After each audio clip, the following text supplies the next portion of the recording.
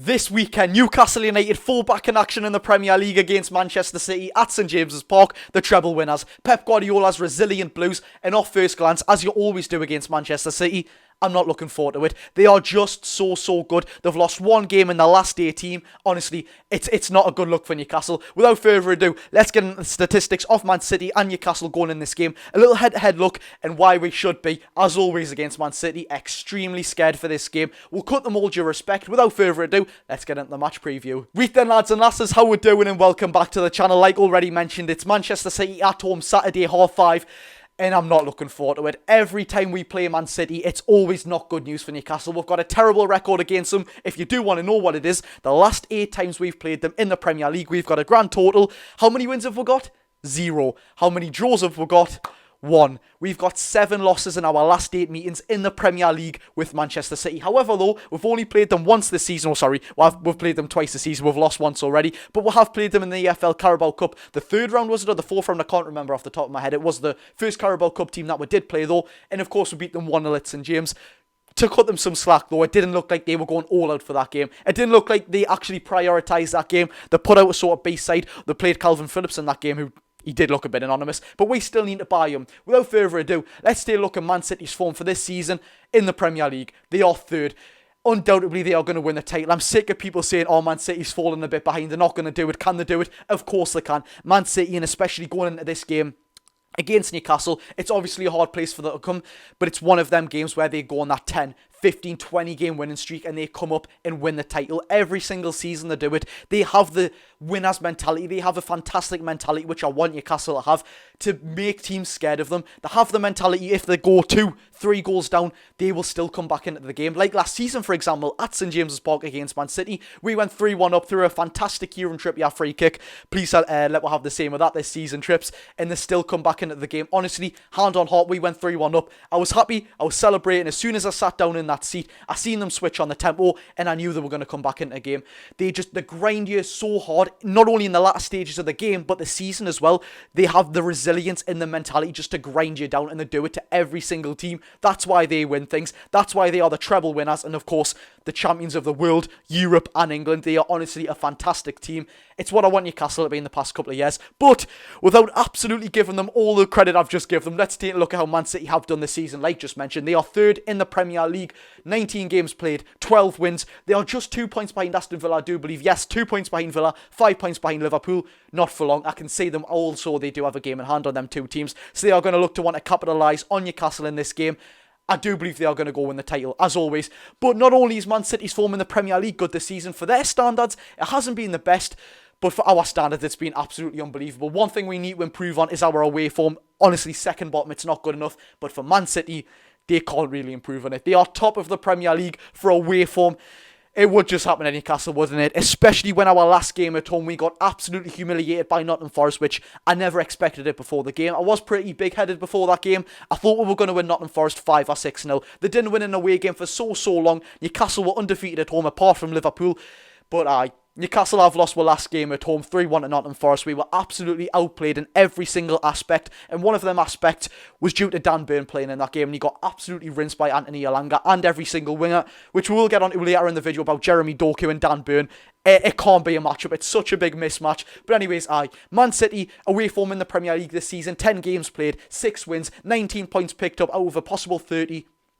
That's why they win things. They are a fantastic team. They went to Everton, a place where we lost 3-0 and won 3-1. It's normally a hard place to go, not for Manchester City. That's why they've got that fantastic name. And one thing which I did want to pick up on about Newcastle, of course, our home form, even though losing to Nottingham Forest and Liverpool, is still very, very good. 10 games played, 8 games won and 2 games lost. Man City do know they are a fantastic team, but they are still going to look at this game with some consciousness, and I'm sorry to break the news, as we all probably did know, one of the best players, in my opinion, all time of the Premier League, is coming back and will be fit for this game, Kevin De Bruyne. He scored some fantastic goals against us over the years, especially that game was a 2-2 with Newcastle, and Shelvey also scored a fantastic goal at the Gallagher end as well. He scored an unbelievable goal. Chest, volley, crossbar, and Dubravka had no chance. Honestly, I can't give Man City more respect. Kevin De Bruyne as well, one of my favourite players of all time. He's got absolutely everything. He can play as a 6, a 10, a winger, an 8. Honestly, what a fantastic midfielder Kevin De Bruyne is. What a fantastic footballer he is. He's going to be the lack, or the sort of quality which Man City have lacked recently. Of course, they haven't done that well in Man City's terms as draws to Chelsea, Liverpool, just scraping wins against Luton, losses to likes of Arsenal away, Wolves away. Kevin De Bruyne is going to be that gem that they needed. He is getting older, but the footballing aspect of him is not went out the window. Like I said, Newcastle at home, it is going to be something that they are conscious about. 8 games, 1 out of 10. It's a very good record for Newcastle. Although I have not been very, very good in sort of records this season, that's very good. Like already mentioned, we've only beat Man City once in the past 10 plus games. We'll never ever do good against them. The last season though, or this season, the past couple of games, last time we had played them, we did beat them in the EFL Cup, as already mentioned. This season, I did go to their game, which, funny enough, the most games I've ever been to is Newcastle versus Man City, involving 2 teams. The last 3 years in a row, I've been to Manchester City away, of course, the Etihad, and I've been to every single Newcastle Man City game in the past 3-4 years. Our last game at the Etihad, 1-0. Tonali played in that game, of course, that's my boy. We didn't actually play bad when you consider that they are the treble winners. They had Mateo Kovacic, who ran the game in that sort of game, and I'm not looking forward to playing him. He's a fantastic player. He was superb against us. So was Phil Foden in that game. He was absolutely on fire. We'll get to Man City's players in the latter stages of the video. But we didn't play bad in that game. Considering we're in Man City's ground, they've just won all of this. They are absolute dominant players. Of course, we did still lose the game due to a fantastic Julian Alvarez goal. But the game before that as well, at St James's Park, 3-3. That was a very, very good display from Newcastle. But I've been to some very, very bad displays from Newcastle at the Etihad. We lost 2-0. It wasn't that bad of a display, but the one before that, we lost 5-0. Honestly, I think Lascelles scored like an offside goal, and I thought it was the best day of my life. Whatever it is, though, all due respect to Man City fans, because they are some of the best to come to St James's Park as well. I always look forward to them. They're mostly a friendly bunch. I was giving it a bit large to their Man City fans, but they took it well. I shook hands with the lads after. But Man City fans at St James's Park, I'm looking forward to them as well. They are always fantastic. One of the best, but in my opinion, they are the second best. West Ham is always the best to come to St James's, in my opinion. They've got the furthest to travel. The team is a lot less bad, or a lot less of quality to watch. They are doing very good this season though. But West Ham's the best. Man City is the second best. But I always will credit Man City. So much respect in every single aspect. Went on a little bit of a tangent there. I do apologise. But there's one thing which I did want to kind of show you in the video, which I'm not looking forward to whatsoever. The quality that Manchester City have. You just start from the back. Ederson, top-class goalkeeper. In recent years, I've been thinking Ederson's just really good at distribution, but he's really upped his shot-stopping game as well. He's been fantastic this season. Ruben Diaz, unbelievable defender, and one man which I really love, which I don't see him getting a lot of credit, Josko Vardyl. What a player. We played at the Etihad, of course, this season when we lost 1-0. I'm pretty sure, if I can remember, in the back of my head, I was sitting in the Man City end. And funny enough, I was sitting in the Man City end, right? And some lad behind us was giving us jip all game. He was giving us grief the whole game. Or Josh, what was he saying? It was something like, they said, stand up if you've won the treble, stand up, right? I didn't want to look like an idiot, so I had to stand up, and they were going, what are you standing up for, Josh? You're a Newcastle fan. And they were saying, have that, Josh. And I think it was Sandro Tonali absolutely clattered Phil Ford, and they were saying, get the off the pitch, Josh. And I was like, what do you want me to do, mate? Do you know what I mean? So obviously he knew it was from my social media presence, which was class, but it was a bit annoying as well. I was trying to watch the game and I was getting my name pelted out by a Man City fan. But onto the topic, Josko Vardyl, as I was watching the game in the Etihad, he stopped a counter-attack from Callum Wilson and Miggy Almiron by himself. I'm sure there was another player there as well, maybe in Harvey Barnes. He stopped a counter-attack 1-on-3 by himself. His positioning was absolutely superb. Kyle Walker, unbelievable. John Stones, I believe he's injured right now, but Man City's defence, they can have anyone play anywhere. Nathan Ake, Diaz, Gvardiol, Walker. They did have Laporte, but the list goes on. They have so many fantastic players which can play anywhere. So versatile, which is what Newcastle's trying to do as well. In the midfield areas, don't even get me started. Rodri, Bernardo Silva, Kovacic, Matheus Nunes, Kevin De Bruyne. Oh my God, Man City are such a fantastic team. We need to really be wary of them. But one thing which I'm worried about, you can say Erling Haaland all you want. I actually believe Sven Botman dealt with Erling Haaland very, very well at the Etihad this season. But there's one thing I'm worried about. If Mr. Eddie Howe, right, I love Dan Burn. He's a Geordie. That doesn't need to be taken out of context. I love him so much. He's been a fantastic servant for the club.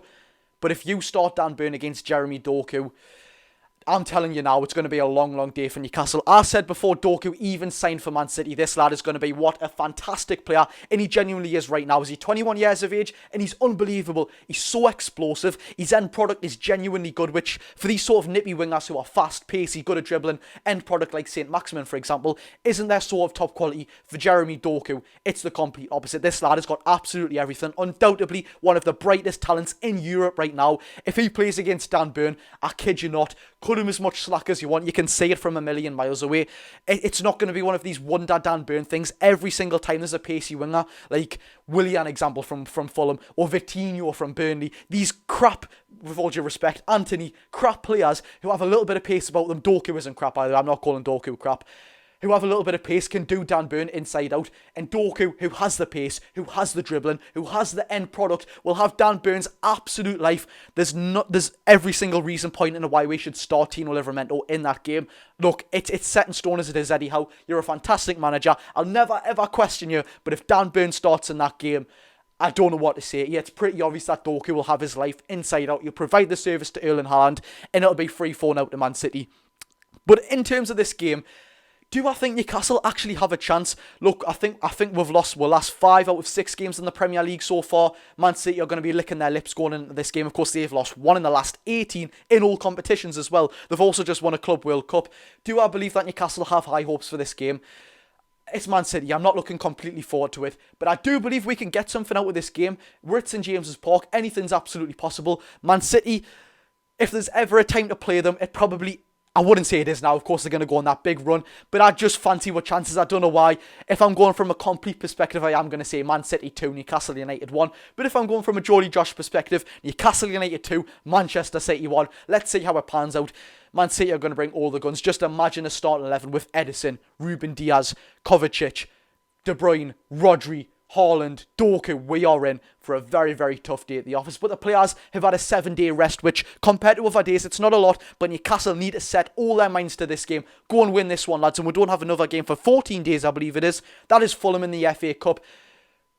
5th round, is it? Honestly, I'm terrible. No, it's the 4th round. Sorry, 5th round. What am I going on about? That's another game we need to prioritise with no Carabao Cup and Champions League. We'll look to the Fulham game. But without further ado, like the video if you haven't already. Subscribe if you haven't already. And let me know your score predictions for this game. Thank you very much. I've been Geordie Josh. Go and enjoy your day, people. And before I end the video, you can expect a match day vlog for something I'd really like to show off for Manchester City at home, as I've just spent nearly 250 quid on some top quality microphones which connect to my phone, so you can expect good quality. And also I don't want to draw too much attention to us when I'm sort of recording in the games. So without further ado, people, go and enjoy your day. I've been Geordie Josh. Go and enjoy your day.